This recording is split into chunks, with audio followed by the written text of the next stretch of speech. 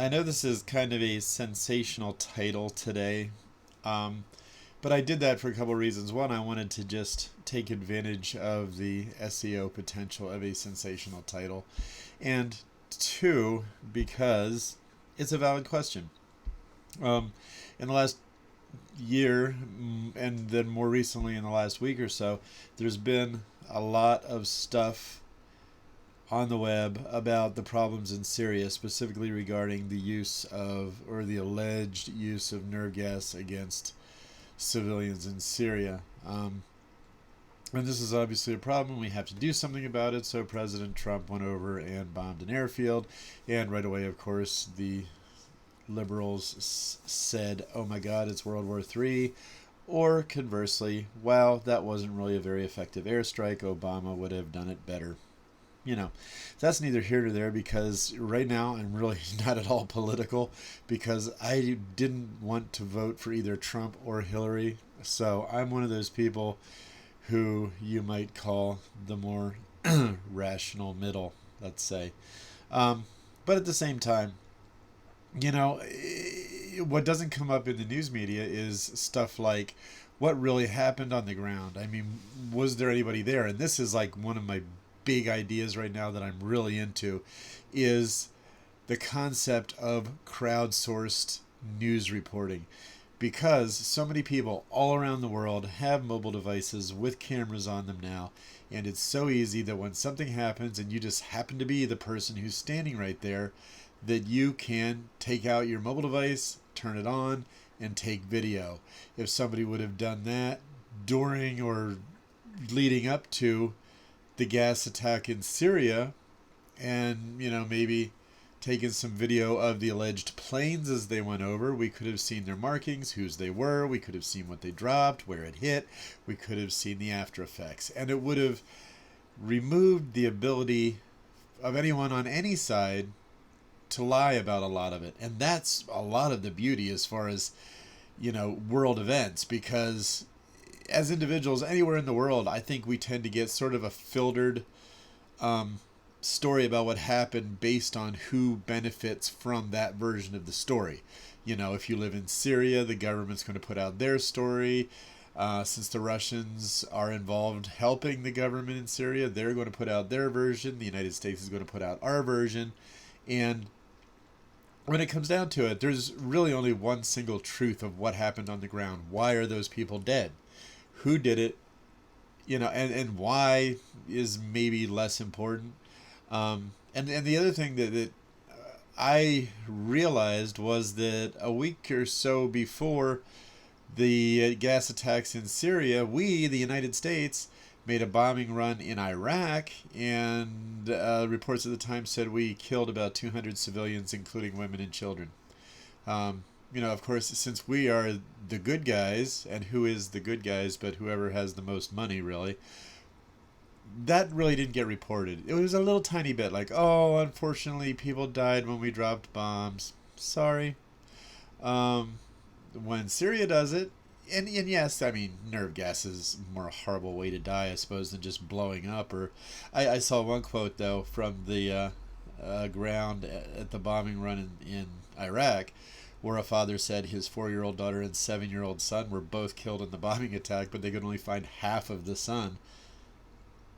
Wow, which is more horrible? If you're the parent, do you really care? I don't think so. So, we kill children, Syria kills children, and in this case, now we bomb Syria for killing children, but obviously no one's going to bomb us for killing children, because again, we have the most money, we're the good guys. And that's neither here nor there, that's a moral thing. It would be interesting to see some comments. Oh, hey, Jordan, what's up? Yes, I have watchers. Sorry, I was looking at the camera, not looking down here. Jordan says the gas attack was a false flag.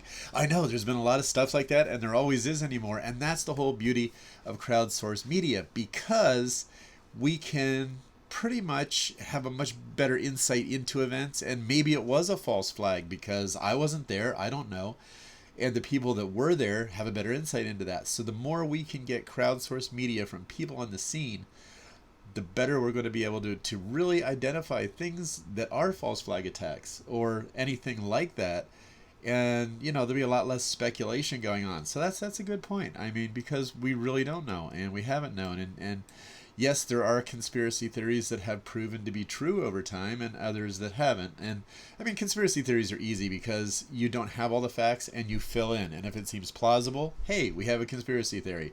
Eventually, when and if those actual facts do get filled in, then we might be able to be better able to know the true answer. Hey, I have a visitor. What do you know? I knew that was going to happen. Oh, here, come here. We'll eat outside. No, you don't have to eat outside. Here, I'll just pause. I think I can pause. Oh, well then eat outside if you want to. There's tables out there. Go ahead. Have fun. Get some paper plates. I don't know if it's broadcasting now or not. Sorry. I just had to pause. I paused it in here. I don't know if I actually paused it. Kids are going to have pizza outside. But, okay. What I want to do, and I'm also experimenting with this because this is one of the first couple live streams that I did. And that is that I wanted to try doing some screen sharing and stuff. And why don't you eat at the table? Okay, you're going to put your table on the concrete. I understand. Yeah, there we go. Hey, maybe I can even edit this later. I don't know. But, okay, I'm going to go to some screen sharing here and just kind of walk through the whole thing because today the big news, or some of the big news, is that the Mother Earth News has decided, and we're going to switch over to screen share. There we go. That, and I hope you're not getting the whole, infinity mirror effect there, because that's how it shows up on my end at the moment. That Russia has shut down the deconfliction hotline, and Mother Jones has been obviously really liberal ever since Trump got elected and kind of Trump bashing. But, the funny part was that leading up to the election, Hillary was very much seeming that she wanted to start World War III by having a direct confrontation with Russia. So, I don't think the outcome would have been much different no matter who won. So are we going to have a conflict with Russia? At the same time, I think not, because right after the attack happened, I saw stories that said that Russia was like, yeah, well, let's not cancel any meetings we have in the works. Let's just go ahead and keep talking because, after all, Syria isn't Russia. And, maybe we do something that makes Russia look like they didn't do their job of cleaning up the chemical weapons very well. But at the same time, it didn't hurt Russia itself. Another thing that doesn't get reported much in the news is how the whole thing in Syria got to where it is. And I have to remember to include these links in the description so that when it gets saved that they're available if people want to go back and look at this stuff. So the Syrian civil war is the deadliest conflict the 21st century has witnessed thus far. And at the same time, notice that over in Somalia, there's the whole drought and famine going on, and millions of people are in danger, and many people have died because of that. And yet that's not in the media because, and why is that, and it just, people say that, the only reason we're even in Syria is because we want that natural gas pipeline. We want to own that, and it's going to possibly be built across Syria, and so we have to back the right faction there so that in the end that pipeline to benefit us gets built, while at the same time Russia's there because they want the pipeline to benefit them, and they back their side.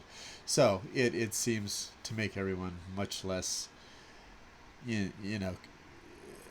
caring about morality and much more just everything's about money. And morality is that thin veneer they put on top of greed to make it seem like greed is more honorable. So anyway, Syrian conflict has been going on for 7 years. 465,000 Syrians have been killed, and it all stopped. And apparently there's a majority who wants one government, and Assad, the current president, is part of a minority who wants another government. And in order to stay in power, the minority has control of the army, so they kill people.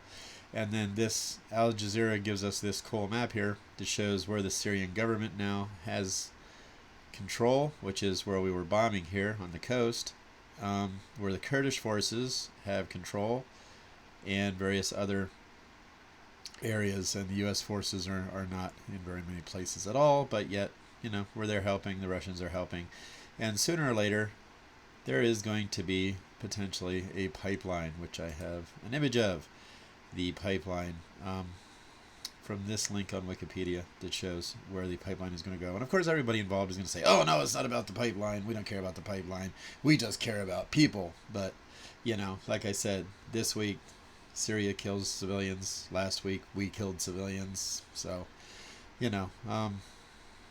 it's people dead either way. So apparently either side of, and that was in Iraq. So no matter where you are in the world, people are going to die, and we just have to find ways to justify it. And the reason why I said, can we just kill Assad with a drone, is because that kind of eliminates killing all the civilians, right? If Assad is the problem and taking him out of power would solve the problem, then why not just take one of Obama's drones, fly it over there, shoot a missile, blow up his compound, as they always call them, and get rid of him?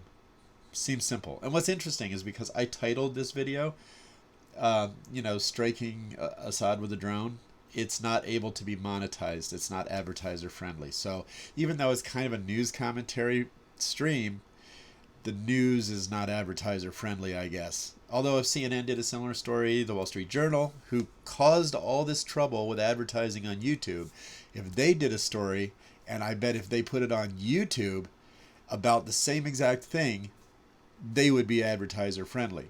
Because again, it's all about the money. If somebody like you or I does a video, or PewDiePie, then they're not advertiser friendly, even though he has 54 million viewers. And well, I mean, he was doing some kind of dark humor. But I could mention Hitler. I could say, hey, what if in World War II we would have had drones and we would have done a drone strike in 1939 and gotten rid of Hitler? Would World War II have ever gotten so out of control? Would the Holocaust have happened?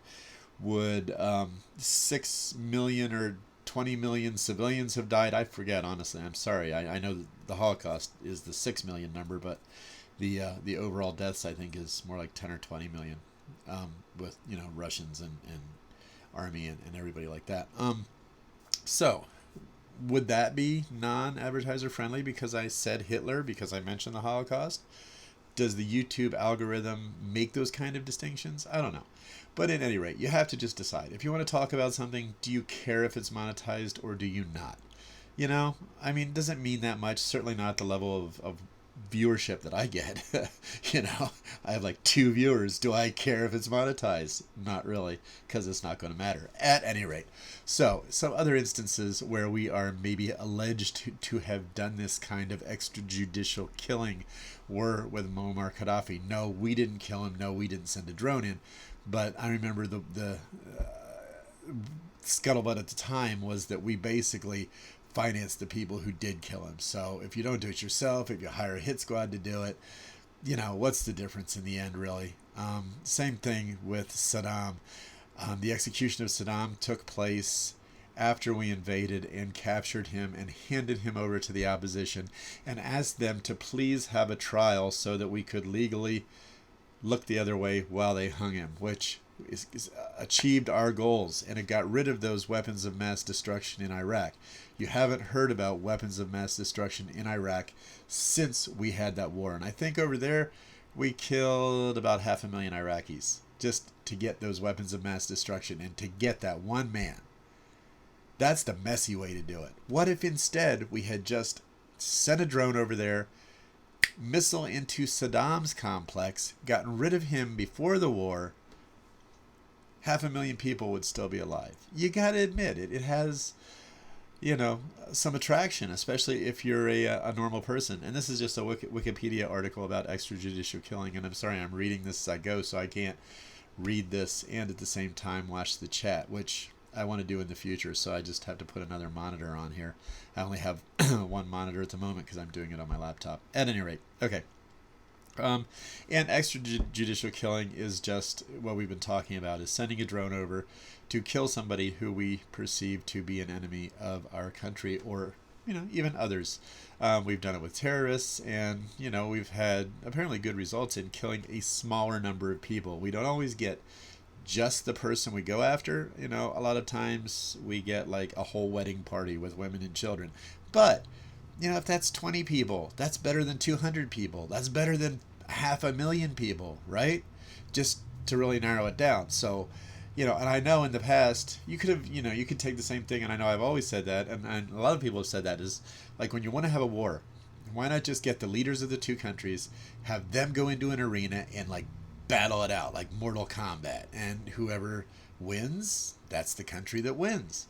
Well, this is kind of like that, except instead of risking your own leader, you just take out the other people's leader, um, and assume that the cause of good and justice has been thereby championed. Okay, and here's just, and like I said, I'm gonna put these links down below. But the United States has essentially sanctioned extrajudicial killings, and Obama had a lot to do with that. So we can do it now. It's possible. Could we drone strike Assad? Sure. Would that piss off Russia? I don't know. Again, it might, but it's not a strike on Russia. So what are they really going to say? Apparently not a whole lot more than they did when we bombed the Scilly airfield, which, like I said, there is mixed reports on how effective that was. But if we tried harder, we could certainly take out the entire Syrian Air Force, and why don't we just do that? If we can't just drone strike Assad, why don't we just take out all their Air Force, their entire Air Force? Then they can't do anything like the gas strike again. If you're going to be at war with somebody, why not just be at war, get it over with, not kill so many people? Because I'd like to stay alive. I'm sure you would too. Okay, there's the oil thing. Okay, and now this brings us to the next thing that I wanted to talk about, which is, and I mentioned a little bit in the beginning, is just crowdsourced news. We have the ability now with sites like YouTube Live, Periscope, which so many people use just on the ground all over the world. It's not just the techie people, it's everybody.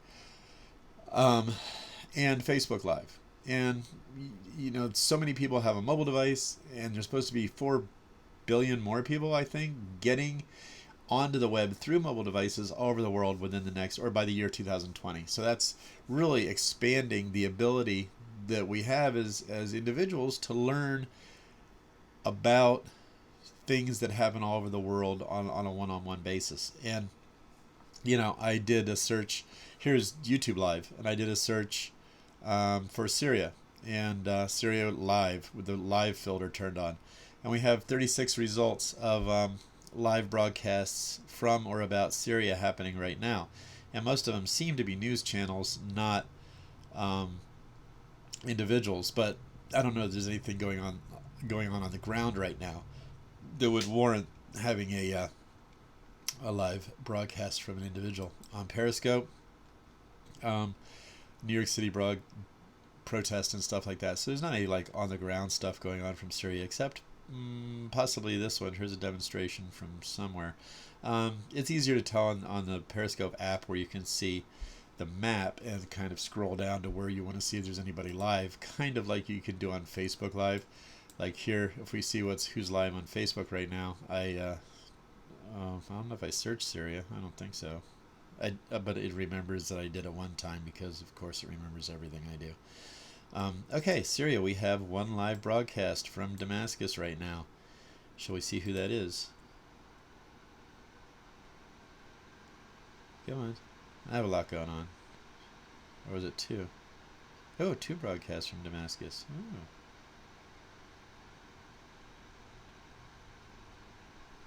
Okay, and there we can get live on the ground. Oh, sorry, he's talking. Live on the ground broadcasts from the affected areas when things happen. So, like when the attack happened in St. Petersburg, we could have searched these sources and gotten live, on the fly, in the moment reports from where things are happening from real people like you and I. Everybody can be part of that. And that concept has really gotten my interest at the moment. Let me see what we have over here. Okay, and some examples of where this has been working already is the Syrian Girl, which is a little girl, I think she's like 7 or 10 or something, that was broadcasting from Aleppo, I think, while the Syrian war has been going on. And she was on Periscope, and she scored a lot of fame with this, and even got to meet Lindsay Lohan. Wow, how cool. From a war zone to be able to meet a Hollywood star. It's just kind of weird, but cool. I mean, and I guess the little girl was supporting the people against Assad. Well, at the same time, there is another one on, and she's more all over. She's kind of a little bit bigger star, called a Partisan Girl, Syrian Partisan Girl, who supports Assad and his troops, and and she's been compared to a Kardashian wannabe. And it's interesting because you can get both sides of it, just like in mainstream news. You get, the liberal side, you get the conservative side, and in this case, we're getting the same sort of thing, pro-Assad against Assad, but from right down on the ground where things are happening, or, close to it. Like, I'm 200 some miles from New York City. If New York City was, a city in Syria and I was outside it, I would know a lot about what was going on there, more so than somebody 1,000 or 2,000 miles away would know. So there is, I think, a lot of benefit to having people on the ground. The only thing is, it's hard if English is not somebody's first or second language. It's hard for me in the United States as an average, redneck American who only knows one language and a little bit of Spanish to be able to understand what they're saying. But that too is on the verge of being solved, that little problem. There's right now Microsoft Translate and Google Translate, and there are others out there.